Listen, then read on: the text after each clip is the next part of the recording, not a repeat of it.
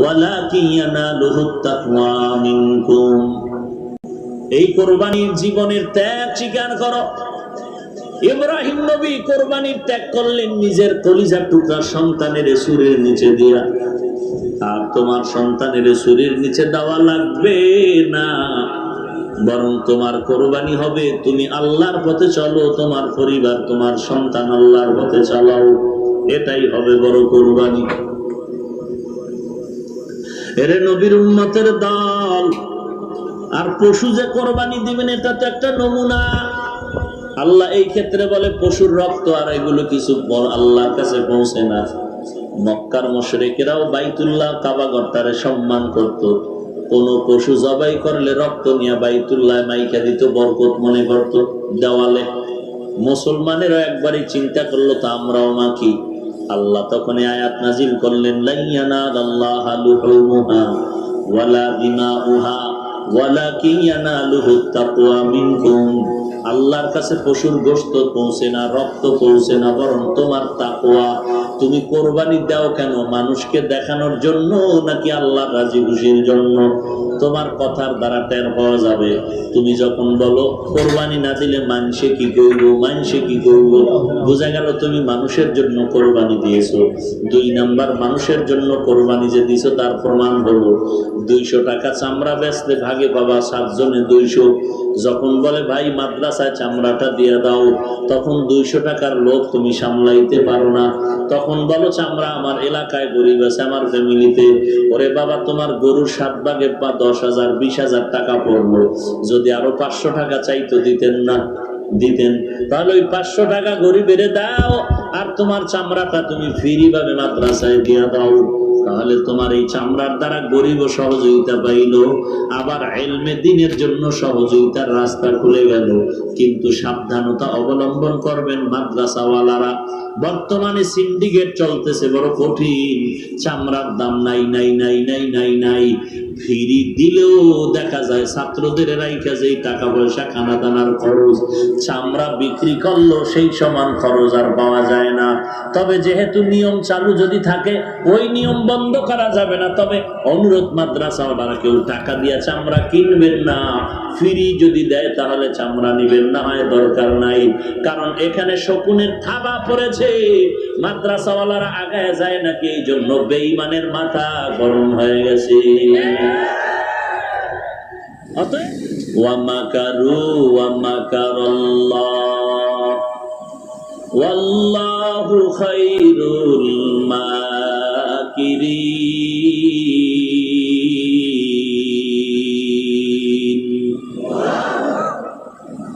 আল্লাহর কুদরত ইব্রাহিমকে আর কেউ তুলতে পারে না। নমরুদের ঘাম ছুটে গেল, আমার খোদাইত্ব বুঝি আবার মিশে যায়। কি করি কি করি কি করি, বড় হুজুর ইবলিস কয় কি করি মানে মিস কল দিবি, জায়গায় হাজির হয়ে যাব। কারণ এই জমিনে আকামের বুদ্ধি তো কম শিখি নাই। বুদ্ধির লাইনে আমি, আকামের লাইনে বড় অগ্রগামী। আমি ডক্টরের ডিগ্রি নেওয়া আছে। খোদার সাথে যুক্তি দিয়েছি, বুঝো না আমি কেমন বাটপা? খোদার সাথে যুক্তি দিয়ে সাইজ করার চেষ্টা করছি। কি ব্যাপার নমরুদ্দা বল? বলে আমার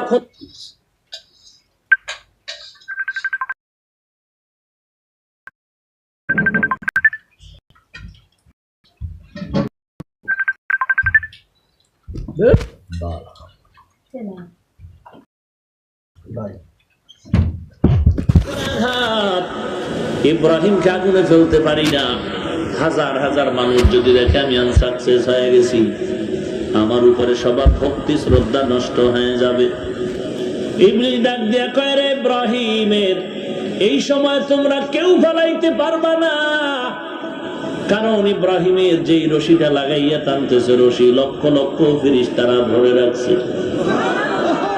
বলে তো এখন কি করবো? লাঠি লয়ে ফিডামুনি করে না রে বেঈমান। ফেরেশতাদের তো দেখো না, পিড়াইতে গেলে নিজের মাথায় বাড়ি লাগবে, হুদা নিজে মরে যাবি। আন্দাজি পিড়াইলে হবে না। বলে কি করা যায়? 2টা বর্ণনা আছে। একটা আছে এখানে অর্ধুলাঙ্গ নারীদের আর পুরুষদের দিয়া নাচ গান করাও, জিনা করাও, রহমতের ফেরেশতা চলে যাবে। আর একটা হলো এই মুহূর্তে যদি ইব্রাহিমের পরনের কাপড় খুলে দাও, যদি ইব্রাহিমকে উলঙ্গ করতে পারো, রহমতের ফেরেশতা চলে যাবে, আগুনের মধ্যে পালানটা সহজ হয়ে যাবে। এখন নমরুদ বলে ঠিক আছে, ইব্রাহিমের কাপড় কে খুলবা, উলঙ্গ কে করবা? কেউ সাহস নাই, সবাই ভয়।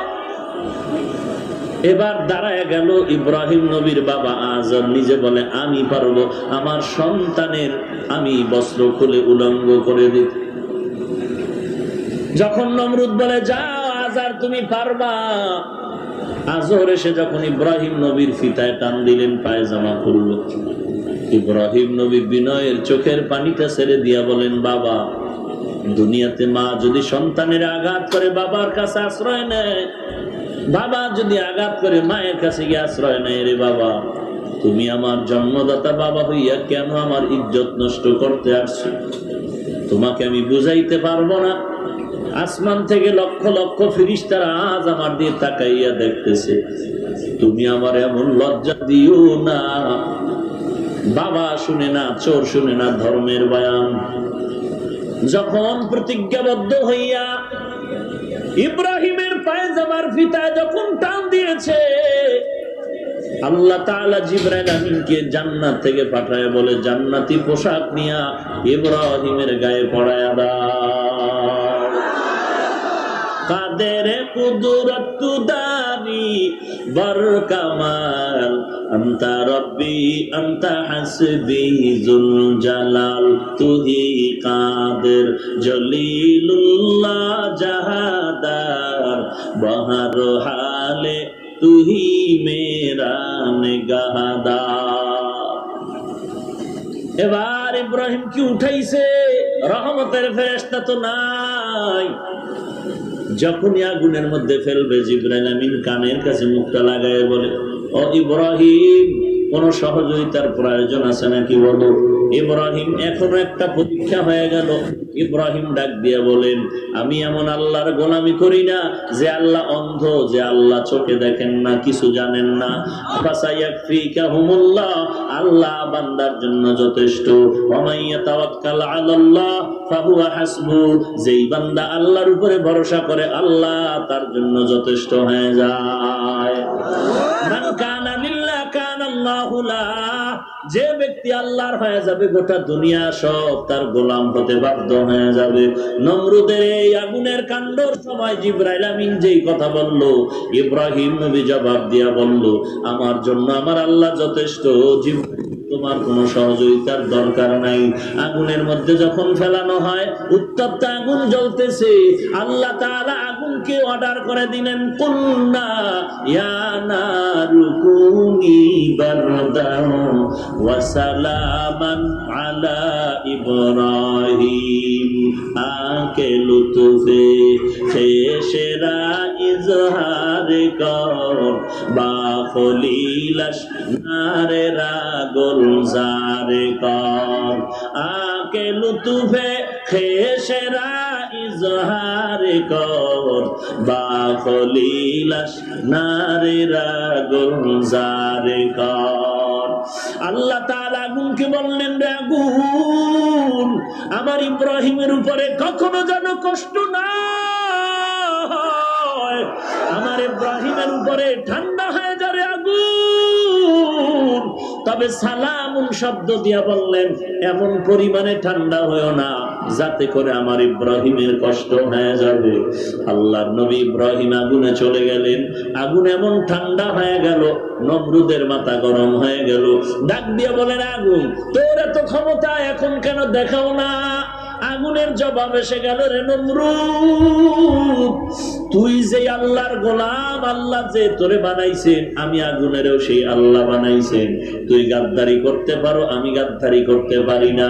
আমি আল্লাহর অর্ডার ছাড়া চলতে পারি না। তোর গোষ্ঠী সুদ্ধা জ্বালায় দিতে পারি, কিন্তু আল্লাহ যদি নিষেধ করেন, আমি আগুন কিছুই পারি না।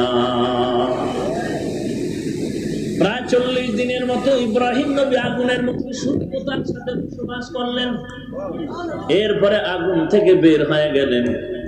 আল্লাহর রহমতে ইব্রাহিম নবীর স্ত্রী বিশ্ব সুন্দরী সারাকে নিয়ে হিজরত করবেন, রওনা হয়ে গেলেন। আল্লাহ তাআলা কোরআনে তার এই ঘটনা এভাবে বললেন, ইন্নী যাহিবুন ইলা রাব্বি সায়াহদিন। রওনা হয়ে যাচ্ছি, আল্লাহ তাআলা অচিরে আমাদের একটা সঠিক সন্ধান দিয়ে দিবেন। কোথায় যাব, কি করব? ইব্রাহিম নবী বিশ্ব সুন্দরী বিবি সারারে নিয়ে রওনা হইয়া মিশরের জমিন পেরিয়ে যাবেন সিরিয়া। কিন্তু ওই মিশরের বাদশা তদানীন্তন সময় বড় জালেম, গোয়েন্দা বাহিনী লাগাই দিছে, সুন্দরী মেয়ে পাইলে ধরে নিয়ে আসো। বিশ্ব সুন্দরীকে পাইয়া বাদশার কানে খবর দেয়, চতুর্দিক থেকে তারে বেড়া জাল দিয়ে আটকায় দিল। এইবার ইব্রাহিম নবীরে বসাইয়া বিশ্ব সুন্দরী নিয়ে চলে গেল বাদশার খাস কামরায়। বাদশা যখন খারাপ নিয়তে হাতটা বাড়াবে, সাথে সাথে বাদশার হাতটা বাঁকা হয়ে গেল। এদিকে ইব্রাহিম নবী কান্না করেন, হে মালিক, আমার স্ত্রীর ইজ্জত কেমনে রক্ষা হবে জানি না, ও আল্লাহ আমি বড় ভয় পাইতেছি। আল্লাহ বলেন, ইব্রাহিম কোনো চিন্তা নাই, আমি আল্লাহর আইন হলো মাইয়া তাওয়াক্কাল আলাল্লাহি ফাহুয়া হাসবুহ, যে আল্লাহর উপরে ভরসা করবে তার জন্য আল্লাহ যথেষ্ট হয়ে যাবে। ও ইব্রাহিম কোনো ভয় নাই, তুমি অন্তর চোখ আমি খুলে দিলাম, বাদশা যা করবে তুমি এখানে বসে তা দেখতে পাইবা। বাদশা হাত বাঁকা হয়ে গেল, বলে বুঝলাম না বাঁকা হলো কেন? এ নারী, আর আমি খারাপ আচরণ করব না, বলো আমার হাতটা যেন সোজা হয়ে যায়। বিবি সারা চিন্তা করলেন, যদি হাত বাঁকা হয়ে যায় আমার উপর একটা তোহমত আসবে, অভিযোগ আসবে। ও আল্লাহ, আমার কারণে এমন কোন আযাব দিও না, তুমি হাতটা সোজা করে দাও। হাত সোজা হয়ে গেল, আবার চেষ্টা করলো, আবার বাঁকা হলো। শেষ পর্যন্ত বাদশা বলে, তোমার মধ্যে এমন কি পাওয়ার আছে যেই পাওয়ারের কারণে আমি হাতটা বাড়াইলে বাঁকা হয়ে যায়, ফিরিয়ে আসে, কারণটা কি বলো? এবার সারা ডাক দিয়া কয়, ও বাদশা, আমি তো একজন নগণ্য বান্দি, আমার ভেতরে এমন কোন পাওয়ার নাই, তবে আমার কাছে একটা নিসবতি পাওয়ার আছে, নিসবতি পাওয়ার। এটা আমার উপর একটা রুহানিয়াতের তাওয়াজ্জু লাগানো আছে। কি সেই পাওয়ার? আমি বিবি এমন একজন নবীর স্ত্রী হয়ে গেলাম, ইব্রাহিম নবী আল্লাহর পাঠানো পয়গম্বর, তার স্ত্রী আমি। তাই নাকি? বলে হ্যাঁ। কোথায় তোমার স্বামী? বলে অমুক জায়গায়। এইবার বাদশা নিজে চলে গেল, তওবা করলো, আর বলল, আপনার ছেলে সন্তান আছে নাকি? বলে নাই নাই নাই। তাহলে কি করা যায়? আমার একটা খাদেমা আছে হাজেরা নামের, আপনাকে দান করি, আপনি নিয়ে যান। ইব্রাহিম নবী বাদশার থেকে হাজেরাকে নিয়ে রওনা হয়ে গেলেন। এরপরে আল্লাহর কাছে দোয়া করলেন, আর বিবি সারার অনুমতি নিয়ে হাজেরাকে নবী বিবাহ করলেন। আল্লাহর কাছে একদিন ইব্রাহিম নবী ৮০ বছরের উপরে গিয়া যখন বৃদ্ধ হয়ে গেলেন, আল্লাহর কাছে দোয়া করলেন, রব্বি হাবলি মিনাস সালিহিন, আয় আল্লাহ দয়া করে একটা নেককার সন্তান আমারে দান করেন।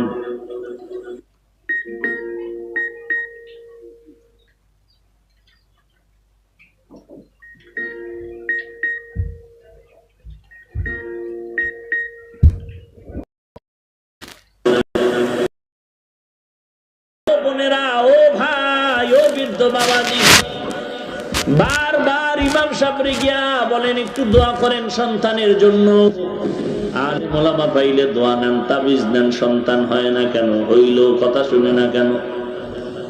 ইমামের দোয়া কবুল হওয়ার কোনো গ্যারান্টি নাই, বক্তা সাহেবের কথা কবুল হওয়ার গ্যারান্টি নাই। তবে আপনি মা বাবা হয়ে যদি দোয়া করতেন, আপনার ঘরে সালমান শাহ আসতো না, আনোয়ার শাহ কাশ্মীরি আসতো। খাজা মঈনুদ্দিন চিশতি আজমিরি রহমাতুল্লাহ আলাইহি এত বড় ওলিয়ে কামেল, ইয়ামান দেশ থেকে, মদিনার থেকে, ইয়ামান দেশ থেকে সিলেটের জমিনে আসছেন, ভারতের জমিনে আসছেন, মদিনার থেকে খাজা মঈনুদ্দিন মানুষের দাঁড়ে দাঁড়ে দাঁড়ে দাঁড়ে ঘুরিয়া এমন দাওয়াতি কাজ করলেন, প্রায় ৯০ বা ৯৬ বা ৯৯ লক্ষ বিধর্মী তার হাতে কালেমা পড়ল। মা একদিন ডাক দিয়া কয়, রে মঈনুদ্দিন, এগুলো তোর কৃতিত্ব না, আমি মায়ের ত্যাগের ফসল। বলে কি মা? বলো। মা ডাক দিয়া কয়, মঈনুদ্দিন, তুই আমার গর্ভে থাকাকালীন আমি এক রাত ঘুমাই নাই। আমি জায়নামাজ বিছাইয়া চোখের পানি ছেড়ে কান্না করেছি, আল্লাহ আমার সন্তান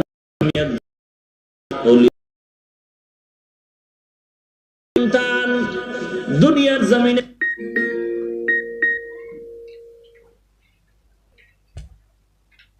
কত কেজি আপনি গরিবদের দিবেন, বা 15 কেজি